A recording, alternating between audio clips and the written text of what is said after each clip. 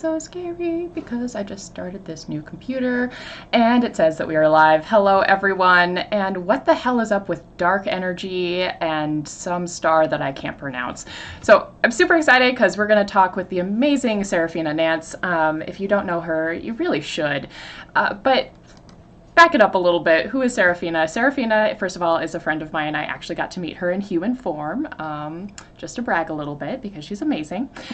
She is a PhD student in astrophysics at UC Berkeley, studying supernovae, which is apparently this plural of supernova. She is obviously going to do a way better job of this, but that's why this is Ask Me I'm a Scientist, because every week I bring on a different expert, a different scientist to talk about their work, and it hopefully gives you a chance to ask your questions in a way that maybe you can't through the internet. But without trying to go into all of this, the last time I talked about space, actually I suggested that all the planets orbit the Earth. We're going to go over to Sarafina. Hey, Sarafina. Hey, thank you so much for having me on. I'm excited to be here. You're very welcome. Yeah, I talked with Stephanie Hamilton a while back, and she was like, we've switched to the heliocentric version of the universe. Or the solar system. So, yeah. But how are you doing? You are fantastic. In a lovely, sunny state right now. Where are you at? Well, ironically, today is the first time it's rained in like 2 months. So, I'm in California. I'm in Berkeley, and it is currently raining outside. So that's kind of how my day has been. All the more reason to stay in. Exactly. But I'm good. I'm just enjoying kind of working and trying to get things done. Trying. Yes. So let's jump into that. So, what do you work on? I'll take a step back though, because I did, to kind of prepare for this, I listened to your, Shortwave on NPR interview, and it was so good, and so there's a lot of pieces that I want to pick out from there. Thank you. But yeah, would you give us a little intro into kind of what your project is and what is astrophysics? Totally. So broadly, I work on computational astrophysics. So that means that I work with big data to try to understand supernova, which is sort of my subfield. And supernova are exploding stars. And I focus on core collapse supernova, which are really big stars that explode at the end of their lives. And so I try to basically model supernova and use supernova to understand sort of fundamental parts of our universe. Okay, so just the casual understanding the fundamental parts of our universe. Cool. Yeah, it's tough, but it's a lot of fun. Okay, so honestly, the first thing that comes to mind for me when I hear supernova is Xenon. What is that? Oh my God, Xenon, the teenage. I was gonna say witch. She's not a witch. She's an astronaut or something. Yeah, I think she right. I think the story was that she was like out in the universe and she got grounded and had to come back to Earth and whatever. But there's some like Supernova Girl song in that, so that's. There's a song that I was gonna say. There's a song in there that that's not well. Actually, it might be when I first learned about supernova. Now that I'm thinking about it, but yeah, no, So when I first started to do astronomy, or like consider it as my career, I was in high school. I've always wanted to do astronomy as a kid, but I started thinking more seriously about it in high school, and I was really interested in this thing called dark energy. And it turns out that the sort of discovery of dark energy was made by using and observing supernova. So that's kind of how I got into supernova research, was wanting to learn more about dark energy and then using supernova to learn more about that. What is the difference between dark energy and dark matter? Great question. So dark energy, so they're both things that we don't know that comprise our universe. So ordinary matter only makes up about 4% of our universe. And that ordinary matter is like, human beings or sort of like any sort of matter around you. Dark matter and dark energy are the things that we cannot see, the rest of the energy matter density of our universe. And we don't know what they are, but we do know that dark matter is just matter that we can't see.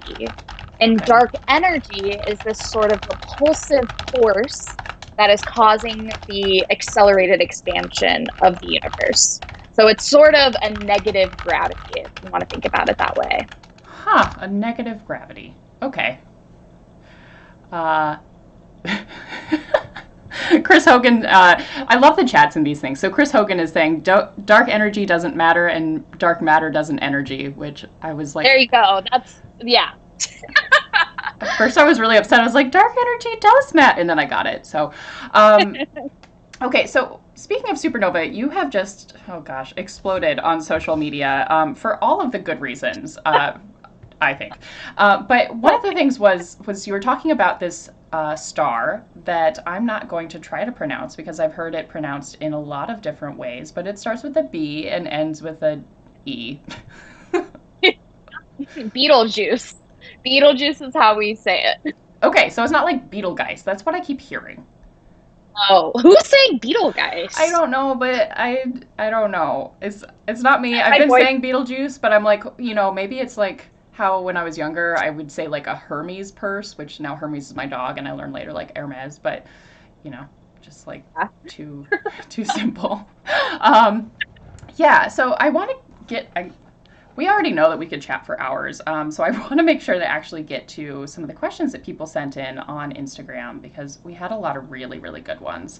Awesome. Yeah, but anyway, like, so Beetlejuice, you started talking about that. What was the big deal about Beetlejuice recently? So, for some context, I've been studying Beetlejuice. I studied it all through college and kind of got away a little bit from it in grad school, but am now sort of getting back into it. And the reason is because Beetlejuice is this really big, bright star that is the left shoulder in the constellation Orion. And it is one of the next stars in our sort of local universe that is going to explode soon. And the only question is when. And when I say soon, we need to be careful. I'm talking about in the astronomical context of soon.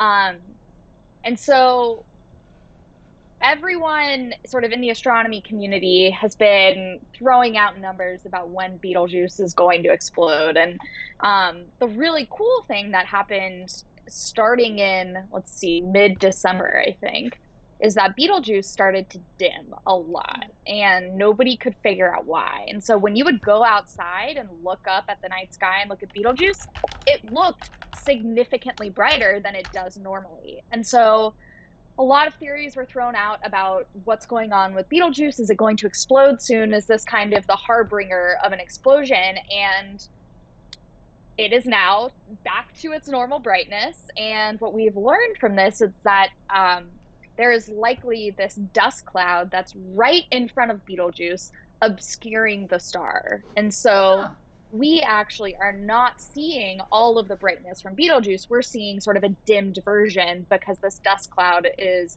absorbing the light from Beetlejuice. I love how anticlimactic that is. That's like the I don't know, in microbiology that would be the same as when this literally happened where like a fuzzy got stuck, like a little piece of lint got stuck in one of my like slides. I was super excited and then looked at it again later. So yeah. No, it's definitely, I think for people who are like really excited about exploding, it's a bummer. But on the other hand, it is this like, you know, a star just burped and we got to see evidence of its burping. Like, that's very cool. And you can learn sort of interesting things about the star by studying cycles of that burping. So that's what some teams are trying to do now. Neat.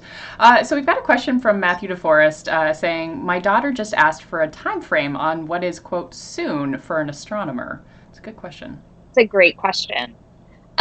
So in the context of soon for Beetlejuice, you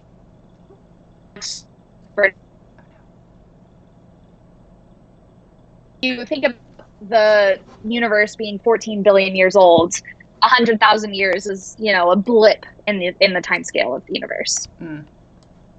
Okay, so that's fairly a different time frame than I'm used to thinking of. Like for me, soon is not that far away. Oh my Not goodness. 100,000 years from now. You're gonna howl when you see this video right now because I think that whenever Skype changes resolution, it changes size, and so you're all over the place. Oh, sorry. It's not you. I mean, it's not you unless you are like changing your Skype settings at the same time. No, I don't think so. No. I hope for the day that we can just like sit like normal humans and be in the same place at the same time, whether or not that's cosmic timing or not. So yeah, so we've got all this is like long time span, and like when these stars are exploding, do we have to be worried about them? Well, it depends on their proximity to Earth. So Beetlejuice, we're not going to be affected if and when it explodes. We'll just be able to see this sort of bright moon-like light day and night for a couple of months. But, if a star was fairly close to us, it could do irreparable damage to the Earth and to humans. So it varies based on distance. Okay. So, I mean, that makes sense, like an explosion. Dylan Berger asked, what's the difference between dark energy and a potato? Great question, Dylan. Is that a great question? That does not sound like a great question to me. Potatoes can make energy. They can light up things. Dark energy is a form of energy. Okay. I'm down with that. I mean, to be fair, I'm going for that. Yeah, you could say anything, and I'd be like, yeah, space science. Oh my goodness, everyone's telling me where they are, and I'm super jealous. Okay, so let's see. Wow, is there a mirrorography? See, the thing with these questions is I have no idea what the answers are, so I don't know if these are real questions. A mirrorography says, what is the antiverse, and does it have anything to do with our universe? Is there an antiverse? The antiverse? Yeah. I don't know what that is. Okay. Don't know. All right, viewers, figure out what antiverse means. Okay. Goon.Ditya says, do we know what the state of the universe was like before the Big Bang?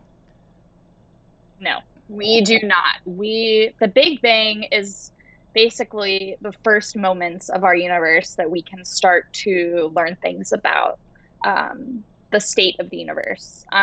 We have no idea how to even conceive about before the Big Bang, because time may work differently on those sorts of timescales.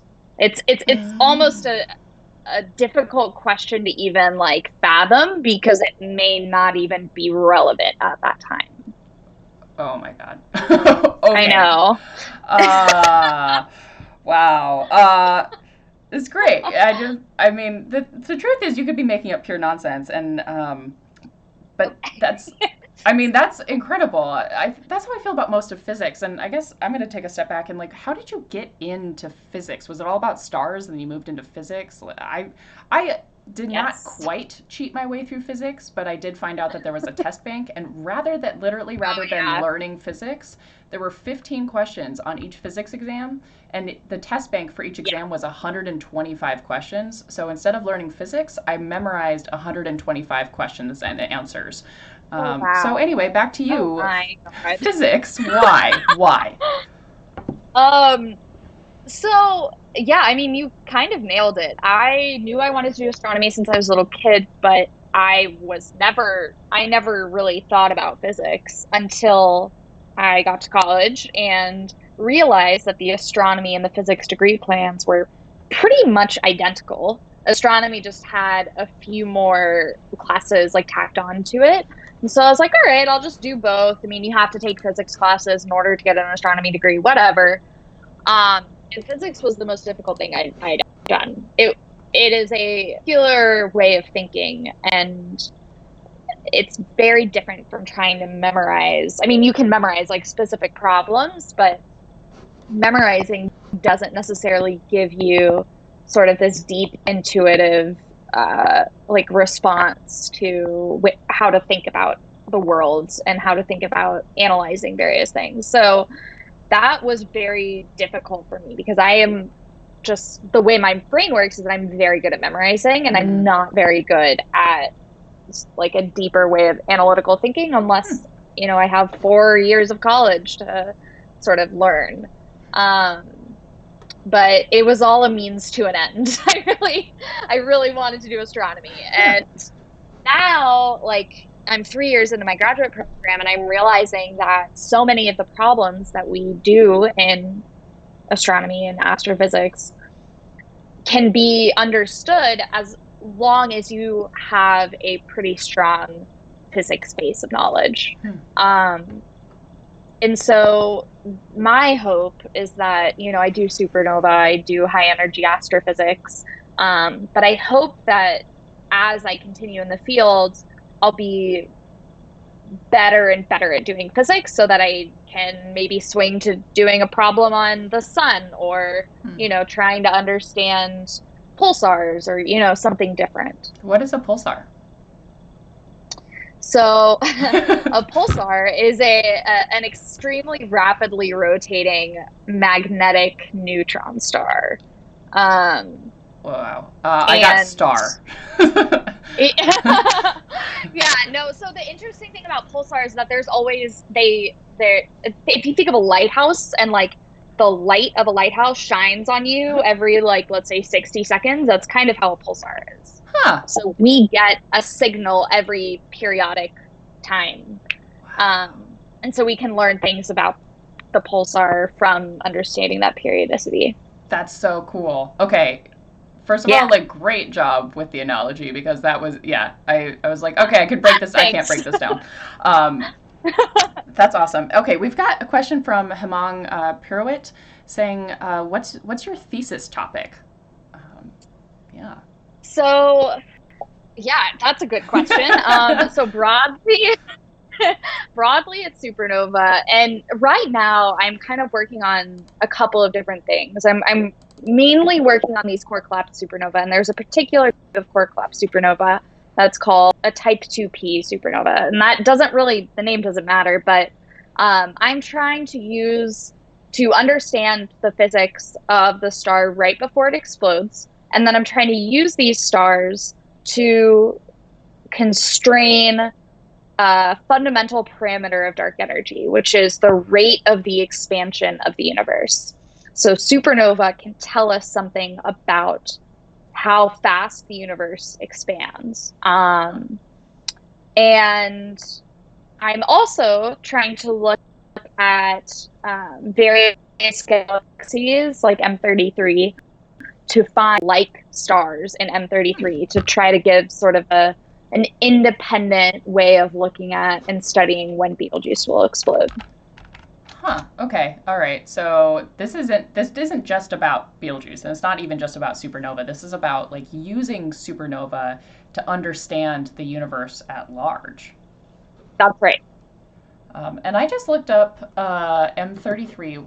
Why do we care about M33? I see that it's a triangulum galaxy. Why do we like this one? So we like M33 because we have a lot of archival images of it. So we have so much data that we can build these really deep, meaning we can stack image upon image upon image to build these really deep images to find fainter objects. And so if we have a lot of data, then we can do sort of interesting things with that data to try to understand all types of variable stars with this galaxy. So we can white dwarfs, which are these sort of very small, dense stars that occasionally get ignited on the outer parts of the star. We can look at supernova, we can look at pulsars, we can look at any sort of transient, meaning changing with time object. So you can learn about variability at large, and then you can also constrain your search to look for supernova, and more specifically, red supergiants like Beetlejuice, which just means it's really, really big and really, really bright. And if you can provide this sort of, if you imagine looking at let's say 10 human beings, and you have a couple babies and a couple old people and a couple, 30-year-olds, you can start to understand how human evolution works because, and by human evolution, I mean sort of the aging process, because you have different images of people over time. But you're taking those images all at once, right? You have a picture of a baby and you have a picture of a 60-year-old. Yeah. And so the job of an astronomer, and what I'm trying to do with a galaxy like M33, is to look at stars in different parts of their lives, and from that we can understand the evolution of a star like Beetlejuice. Oh, I get it. That's so cool. And I'm going to call out Fran here. So Fran Connor earlier in the chat was saying, like, I'm going to have to watch this at a slower speed, but now just asked, so it's sort of like a time lapse sort of thing. So you're basically trying to understand, not just with one star, because that would take a lot of our lifetimes. Exactly. But yeah, this kind of composite time lapse. Exactly. Yeah, that's right. Oh my goodness. And tell me if I'm getting too technical. Sorry. I mean, luckily, I have no idea what's happening in general with space. I mean, we've talked about this, and we've talked about some of my friends wanting me to learn more about space. So it's a good practice for me. So Anas Elgaud said, not on Instagram, not a question, just wanted to say you guys are awesome. So shout out. Aw, yay. Okay, do you know anything about this light dark matter experiment? This is rho.its. What are these things? What is it? Light dark matter experiment. So I'm guessing like combining, I don't know. I'm going to be Googling. I do not. This is good. So a lot of people who work on dark matter, so I don't work on dark matter. I only work on sort of supernova, dark energy, high energy physics sorts of things. That doesn't mean I shouldn't know about this. I may need to. But the people who typically work on dark matter tend to be more in the physics regime and less so in the astronomy regime. And the reason is because it's particle physics, basically. Just casual particle physics. Okay, I've got some discussion going on here talking about what's going to happen to the sun. Is it true that it's not going to go supernova? This is correct. Why? Yeah, so the sun is a one solar mass star. So a solar mass is our sun. So the sun is one solar mass. And stars that explode as supernova tend to be greater than 8 times the mass of our sun. So we have to feed our sun. Yeah, exactly. That's right. Yeah. However, our sun will expand to be a red giant. So it's going to get really, really large and engulf Mercury, Venus, Earth, and I think get a little bit farther than that. Okay. So it'll get big, but it won't explode. It'll just fizzle out and become a white dwarf. Solid. Okay. Wow.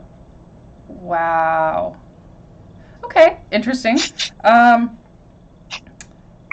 Okay, I've got one that I need the answer to. Chisholm Siloka on Instagram says, what is the best introductory material into the overall subject matter? 3 words, go. No, I'm just kidding. But, how would you, if someone's like, I want to learn about supernova, where do you think they should go? I think that everybody with an interest in astronomy should go read any of Carl Sagan's books. Off the bat, he's amazing. I think that's the first sort of any relation to astronomy book I'd ever read was Carl Sagan. So if you want something more technical, I actually have a book list somewhere. I can send it to you after this. Yeah. It's, I have a couple of books up there that are sort of like popular science, astronomy, and also a little bit more technical books. But I think starting with Carl Sagan is the way to go. Solid. That's pretty much what Stephanie said too. I like that the two of you are kind of on, she's sort of on the inside of the solar system. And then you're like way far away. Right. Okay, so Matt Fetterman on Twitter asked, are we still debating the value of Hubble Constant? The only thing I know from this is Hubble being related to that telescope, and constant being like a math word. Yeah. Two things that are perfect that you need to know. So I guess some background. So Edwin Hubble in 1929, I think, discovered that the universe is not static, that in fact the universe is expanding. He measured the distance to galaxies outside of, our own galaxy and found that those galaxies are moving away from us. And later, in the late 1990s, we learned that the universe is not only expanding, it's expanding at an accelerated rate. And the thing that is propelling that expansion, that accelerated expansion, is dark energy. Does that make sense? I think so. And I get the, this kind of shift in idea of, okay, physicists do this, and it just sort of throws the entire world on its head because we think of physics as being super constant. And so kind of what's the debate around this? So the Hubble constant, sorry, is that what you asked? You cut out for a second. Oh, yeah. Like, what's the debate part? Like, what are we arguing? Cool. So, so we have a value for the rate of the expansion universe at this moment in time. Okay. And that's called the Hubble constant. Okay. The problem is that various experiments are giving various, different values. So right now, there is a tension that supernova are giving one and people are giving another value, and we don't know why. We don't know if there's some sort of systemic errors in our experiments that are causing this, or if a fundamental part of our universe that is causing this tension that perhaps is responsive to the particle level, which is the cosmic microwave background, and supernova won't pick it up. So there's a question about what is causing this tension, and it's significant enough to the point where people think that there must be we have to resolve it. There is no sort of shying away from it, and so that's actually part of my research with doing using supernova is to actually constrain the rate of the expansion of the universe with an independent study that other people are not doing. Okay. Can you hear me still? I know my video, for some reason my video popped out. Yeah, no, you're good. It's funny on this side, which is really funny. Because I lost you for a second, so I get to bring you back in now. It looks hilarious. Because you just disappeared. Actually, your screen got ginormous for a second, but oh really? Oh god. Oh, there you are. Oh, you know what's great about grad school? And let's switch over for a second. Let's talk about grad school, because you are a grad student. And what I was going to say is, what's great about grad school is you get really used to everything going wrong and just trying to scrap together something that works. It is correct. Yep. So So how is grad school going? What is that like in astrophysics? So I really like it. I think I approach grad school a little bit differently than some other people. I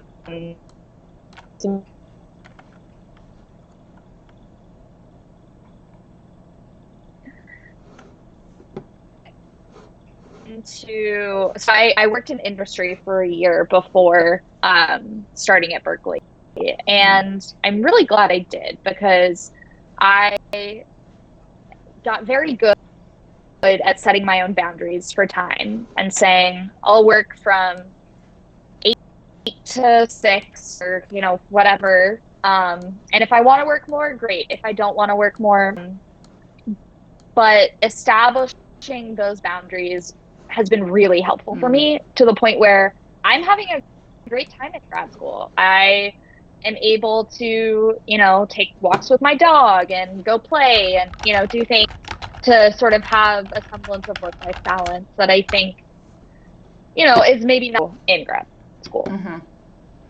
No, I mean, I think that really I'm kind of inspired by, what you do as far as you talk about Comet, your dog, you talk about all of these different pieces that are happening all the time. And you have had a hell of a journey with all of this, and like you've had a lot of life things happen all at the same time as well. So, yeah, I've got a question from Mezgana Admasu. Says, Sarafina, as a woman, and especially a woman of color, what words of advice might you give to another woman of color, me, LOL, who wants to become an astronomer? She says she's an undergrad student. That's a great question. So I think, I didn't have really any female in undergrad, and I really became aware of that in grad school, and especially, I'm sitting in a class where I am one of 3 women and it's 50 people and I am the only woman of color, for example. And that's really challenging. And I became more and more aware of that space as I've kind of continued in the field. I think that finding mentors that advocate for you who are women of color is super important. I think finding community is really important. And I think being aware of what sort of being an underrepresented minority does and means, and how you can navigate that with people on your side. So I think it's really challenging, and I commend you for being curious and wanting to do it. I think it's very difficult if you don't have a community and or a mentor who will speak on your behalf. But if you ever have any questions or ever want anyone to reach out to, I'm here. I think there are some really amazing people out there who want to make STEM and want to make astronomy a safer space for underrepresented minorities and a safer space for people of color and women of color. So, I think it's a work in progress, but community is everything.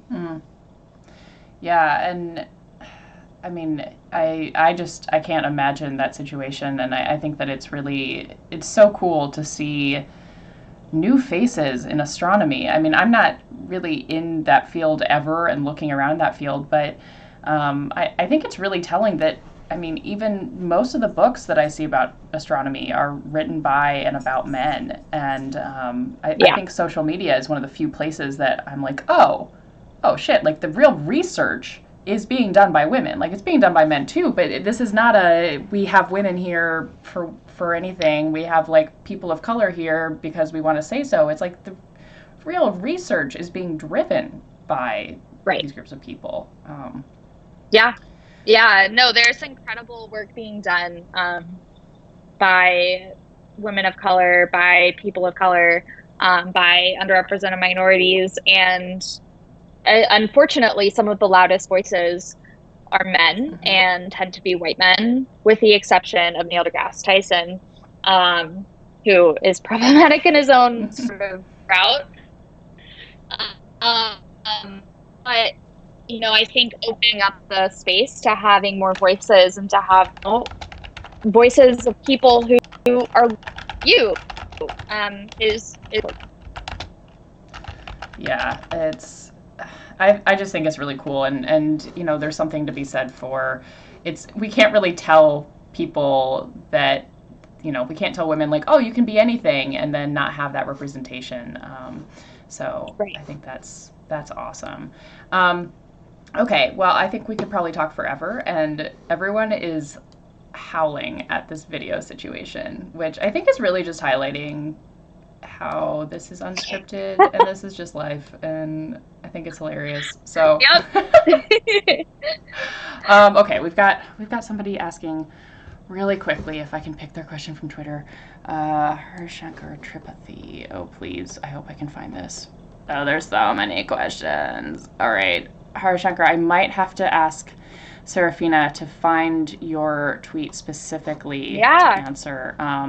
But yeah, on that note, so there's one question that I always like to ask people before they leave, which is like, in this topic, what are you most excited about learning? Like, obviously you are in a PhD, you're still actively learning all these things, but in astronomy and cosmology, what gets you like jazzed up, and what like do you have to just keep reading about constantly? I mean, specifically dark energy, I think is absolutely fascinating. When I learned that we only know 4% of all things in the universe, I was shocked. Like, I mean, how, that's amazing. And so to really, like, think about that and sit with that is uncomfortable, but also really exciting. Yeah. So yeah, I think that topic specifically is fascinating. I think more broadly, astronomy gets at some of the most fundamental questions about our universe, and that perspective and drive to understand more about who we are and more about the space in which we exist, I think is really fascinating. And I can't really imagine me doing anything else. This is some of the coolest stuff in my mind. That's awesome. And it's true, you applied to be an astronaut, right? Yes, I did. I'm so excited. It's a long shot, but I applied. I mean, I don't know. I don't know what the requirements are. You never know. You never know, and I hope they pick you, because I think the entire world would be cheering you on. So for people to keep following you, you have your information right below you, Starstricken SF, which is just amazing because of all of the little word plays in there. But are you comfortable with people like reaching out, asking questions, all these different things? Absolutely. Okay. Definitely. Yeah. And you're like very responsive. I'm super impressed, especially for... Yeah. Thank you. I try. You do a great job. You get a ton of interactions, and it's just really cool to see, you know, how much you keep going, and you're really inspiring a lot of people. And we didn't even get to a point of talking about all of your amazing activism related to breast cancer awareness and the other stuff that, you know, you're really doing to talk about what it means to be represented in astrophysics and physics in general. So I super encourage everyone to go follow Sarafina and just like go back into all of her history of Instagram and just learn all about her. But anyway, I'm biased, but you're so amazing. And thank you for coming on here. This has been really fun. Thank you. You're amazing. I'm so happy to be here. Thank you so much. Super welcome. Okay, everyone, we made it. Thank you all for enjoying that, the video experience. And I mean, there's nothing that could make a conversation with Sarafina not awesome, though. I mean, the whole thing could have gone down, and honestly, we would have kept talking, and we can't. So go follow her, seriously. But also let me know who else I should have on, who's going to have these great conversations, be able to explain some really cool science in a way that all of us can understand. In the meantime, would love if you would like, subscribe, share. This one I'm not sure about because you'll see me like looking very concerned a lot. But liking, subscribing, sharing, all of the things is amazing because it just reminds us that this is cool. People like to learn about science. And also drop down in the comments if you know of any good books we should be reading, especially ones that are not written by white dudes. I would be interested. All right, until next time, keep asking questions. Bye.